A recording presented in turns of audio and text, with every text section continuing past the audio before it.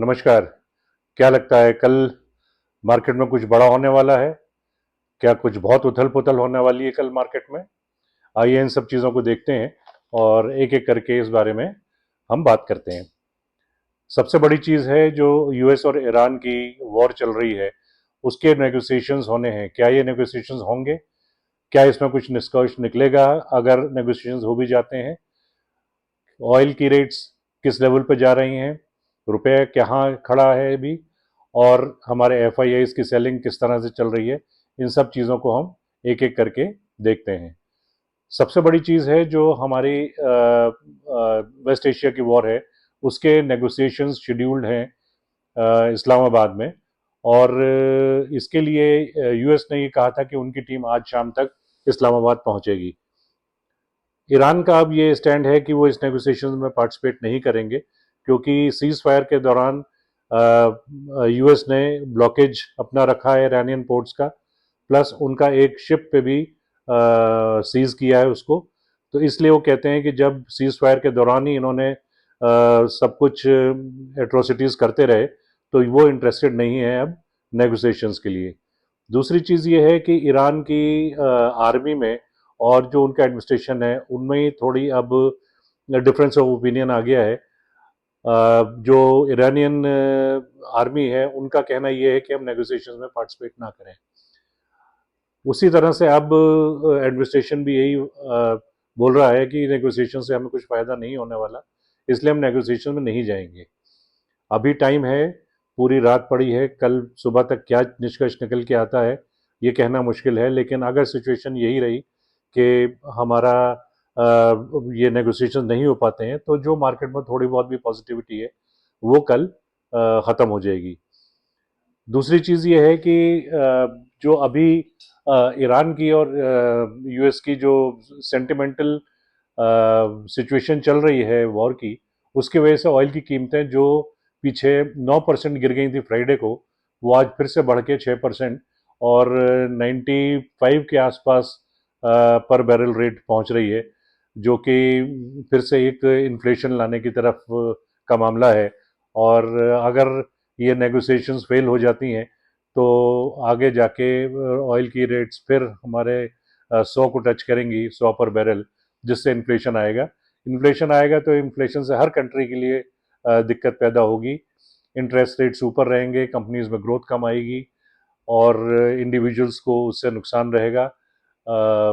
Auto sector effect होगा, housing sector, realty sector effect होगा, ये सारी चीज़ें उससे रहेंगी।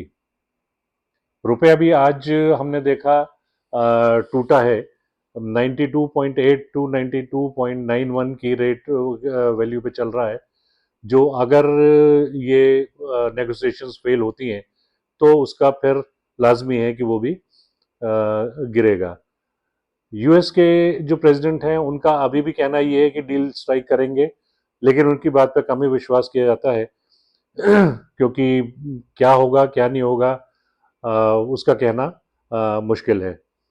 वो किस तरह से अपनी चीज़ को लेते हैं, क्या काउंसिल करते हैं, कितना बताते हैं, ये कहना अभी बहुत मुश्किल है। लेकिन ईरान अपने पॉइंट पे है कि हम इस नेगोशिएशन में पार्टिसिपेट नहीं करेंगे। इसकी एक बहुत बड़ी वजह यह भी है कि इस्लामाबाद क्योंकि मीडिएटर बना हुआ है, इस्लामाबाद की कोई स्टैंडिंग नहीं है वर्ल्ड ओवर, एक्सेप्ट जो लाइमलाइट में आया वो इन नेगोशिएशंस की वजह से ही आया जो पिछली बार हुई थी। लेकिन उसका रिजल्ट ये रहा कि वो नेगोशिएशंस भी इनकम्प्लीट रही और कुछ उसका नतीजा नहीं निकला। मेरे हिसाब से मार्केट ने अभी ये फैक्टर इन कर लिया है कि ये डिलेमा है, और तभी आज मार्केट में कुछ स्ट्रेंथ नजर नहीं आई। आज थोड़ा वीक खुला मार्केट, 38-40 पॉइंट नीचे गिरा और 15-20 मिनट बाद थोड़ा ऊपर आ गया था, लेकिन वो एक लेवल पे 450 मैक्सिमम तक पहुंच के उसके बाद उसने आगे बढ़ने की कोशिश नहीं करी। वो इसीलिए कि मार्केट में सेंटिमेंटल वीकनेस नज़र आती है इन्वेस्टर के पॉइंट ऑफ व्यू से, कि जब तक इस नेगोशिएशंस की प्रॉब्लम को सॉर्ट आउट ना देख लें वो कोई भी बड़ा स्टेप लेना नहीं चाहते। टोटल मार्केट की ब्रेड आज 180 पॉइंट के आसपास थी, जो कि बहुत अच्छी नहीं कह जा सकती, लेकिन तब भी इतना ही था कि जैसे आज गैप डाउन पे खुला तो थोड़ी स्ट्रेंथ शुरू में नजर आई। आज मिड कैप और स्मॉल कैप की जो हमारे इंडाइसेस थे वो प्री वार लेवल पे पहुंच गया, उन्होंने काफी अच्छा अपना अप ट्रेंड दिखाया आज और प्री मार्केट लेवल पे पहुंच गए, जबकि निफ्टी अभी भी हमारा 4% नीचे है प्री मार्केट लेवल से। तो सारी चीज़ें ऑयल पे डिपेंड करती हैं। जैसे फ्राइडे को 9% उसने गिरावट दिखाई, आज 6% का फिर अप ट्रेंड आ गया। रुपए में भी थोड़ी इंस्टेबिलिटी आज नज़र आई। ये सब चीज़ें अफेक्ट करेंगी जो मार्केट को कल परसों में। ये रात को क्या इनके नेगोशिएशंस निकलते हैं, पार्टीज पहुंचती हैं कि नहीं नेगोशिएटेड टेबल पे, ये देखने वाली बात है। जब तक इस चीज़ का डिलेमा ख़त्म नहीं होगा, जब तक मार्केट कोई भी अप मूव नहीं लेगा। और मेरा मानना तो ये है कि मार्केट अब नेगोशिएशंस पे भी डिपेंडेंट नहीं है, जब तक कि उसका कोई पॉजिटिव रिजल्ट नहीं आ जाता, जब तक मार्केट इसमें कुछ ज़्यादा करने की उसमें नहीं है। आज के मार्केट में जो स्ट्रेंथ नज़र आई वो थोड़ा अच्छा था, लेकिन वो स्ट्रेंथ इतनी नहीं थी कि मार्केट को कुछ एक अच्छे लेवल पे पहुंचा पाए।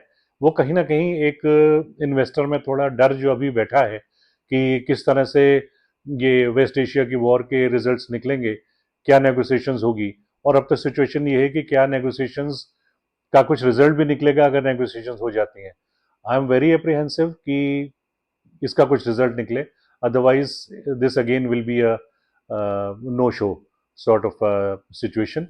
जबकि पूरी वर्ल्ड देख रही है इस टाइम की क्या इसमें निष्कर्ष निकलेगा। कल का मार्केट दो तीन चीज़ों से काफ़ी वॉलेटाइल रहेगा। सबसे बड़ा तो ये वेस्ट एशिया की वॉर ही है। दूसरी चीज़ जो कल है वो हमारे कुछ रिजल्ट्स HUL के और नेस्ले के और आने वाले हैं, जिनसे कुछ अगर रिजल्ट्स अच्छे आते हैं तो मार्केट में सेंटिमेंट बढ़ेगा। लेकिन उसी पॉइंट ऑफ व्यू से हमें ये भी देखना पड़ेगा कि कल ट्यूसडे है और वीकली एक्सपायरी है। एक तो हमारे मार्केट की बहुत बड़ी दिक्कत ये भी है कि हफ्ते में 2 दिन यहाँ पे एक्सपायरीज होती हैं, ट्यूसडे और थर्सडे को, जिससे वॉलेटिलिटी बढ़ी रहती है। हालांकि दोनों अलग अलग एक्सचेंज हैं, लेकिन फिर भी क्योंकि स्टॉक्स का एफिलिएशन रहता है, इसलिए ये बड़ा मुश्किल हो जाता है कि किस तरह से उसको नेगोशिएट किया जाए। अब कल की वॉलेटिलिटी हमारी सबसे बड़ी रहेगी वेस्ट एशिया की वॉर, नेगोशिएशंस को लेके, ऑयल प्राइसेस को लेके, किस तरह हमारा रुपी फेयर करता है, और जो रिजल्ट्स आ रहे हैं, अगर रिजल्ट्स की अच्छी गाइडेंस आती है तो डेफिनेटली कुछ अच्छा रुझान निकलेगा। और दूसरी चीज़ है आईटी सेक्टर हमारा। आईटी सेक्टर में कल परसिस्टेंट सिस्टम्स का भी रिजल्ट आने वाला है, और परसिस्टेंट सिस्टम एक अच्छी कंपनी है, लेकिन देखने वाली बात यही है कि हमारा आईटी सेक्टर अभी पीछे बहुत ज़्यादा स्टेबल नहीं रहा है। So let us keep our fingers crossed. But मेरा ये मानना है कि जब तक एआई में कुछ हमारे रिसर्चल डेवलपमेंट्स नहीं होते हैं, कुछ नए सॉफ्टवेयर्स नहीं निकल के आते हैं, जब तक कि हमारा फिर से सेक्टर रिवाइव ना हो, आइदर ऑन इट्स ओन और because of the work that we get from US और फ्रॉम द यूरोपियन कंट्रीज, जब तक हम आईटी सेक्टर में ज़्यादा रिलाई नहीं कर सकते।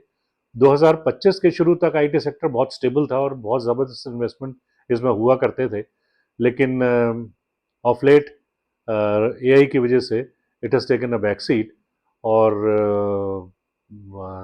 अभी देखने वाली बात यह है कि कैसे रिसर्च होती है, कैसे हम अपने आप को अपग्रेड करते हैं ताकि इसके मार्केट हमारा आईटी के सेक्टर को लेके थोड़ा ऊपर आए। And I will be bringing some good news again. But सबसे बड़ी इंपॉर्टेंट चीज़ ये है कि आज रात को कल सुबह तक हमें पता लगेगा कि किस तरह से मार्केट फेयर कर रहा है। आज इसको ऑयल की डिस्टरबेंस को देख के और ये वॉलेटिलिटी जो इसकी वेस्ट एशिया वॉर के लेके यूएस के फ्यूचर्स में काफ़ी सेल ऑफ रहा है, जिसकी वजह से यूएस फ्यूचर्स काफ़ी नीचे हैं। देखते हैं अब रात को किस तरह से फीचर करते हैं, उसके हिसाब से हमारा कल का मार्केट डिसाइड होगा। एक और जो इम्पोर्टेंट चीज़ है वो है हमारे एफआईआईज का बिहेवियर। एफआईआईज ने मार्च के महीने में 1,42,000 करोड़ का माल बेचा है, और जिसकी वजह से एक बहुत बड़ा गैप आया हमारे सेंटिमेंट्स में मार्केट के। लेकिन डीआईआईस की वजह से वो काफ़ी कुछ गैप फिलअप हो गया। अभी अप्रैल में भी 43,400 करोड़ का माल बेच चुके हैं एफआईआईस। हालांकि पिछले 3 दिन से आज को छोड़ के उन्होंने बाइंग करी है, लेकिन वो बाइंग कुछ बहुत ज़्यादा नहीं है। कभी 800 करोड़ की है, कभी 350 करोड़ की है, कभी 600 करोड़ की है, जो एक झटके में जब मार्केट ऊपर चढ़ता है फिर ये बेच के निकल लेंगे। तो जब तक ये सेंटिमेंटली मार्केट स्ट्रांग नहीं होगा, जब तक हमारे एफआईएस का इन्वेस्टमेंट भी नहीं आएगा। दूसरा, पहले जो ये कहते थे कि अब फेयर वैल्यू नहीं है हमारे स्टॉक्स की, अब इतनी गिरावट के बाद फेयर वैल्यू पीछे आ चुकी है, तो अब एफआईआईस को इसमें कम से कम कुछ इंटरेस्ट दिखाना चाहिए। और अगर एफआईआईस का इंटरेस्ट बढ़ता है, जो कि सर्टेनली बढ़ेगा बाद में, जब तक मार्केट स्टेबल नहीं होते, जब तक इन लोगों का आना मुश्किल है।